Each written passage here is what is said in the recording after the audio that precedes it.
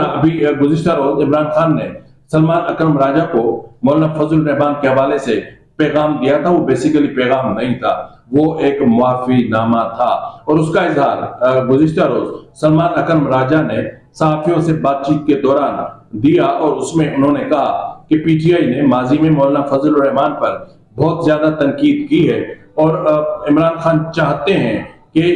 मौलाना फजल रहमान के साथ इत्तेहाद बन जाए और ईद के बाद जो तहरीक शुरू हो मौलाना फजल रहमान उस तहरीक का हिस्सा हो, लेकिन हमारी माजी की गलतियां आड़े आती हैं और उस इत्तेहाद में बहुत बड़ी रुकावट बन जाती हैं। ताहम एक कमेटी बना दी गई है जो मौलाना फजल रहमान से बातचीत करेगी और इमरान खान की तरफ से जो माफी की दरख्वास्त की गई है कोशिश की जाएगी कि मौलाना फजल रहमान वो मुआफी कबूल करें। अगर मौलाना फजल रहमान ने इत्तेहाद का हिस्सा बनने पर हाँ कर दी तो समझा जाएगा कि मौलाना फजल रहमान ने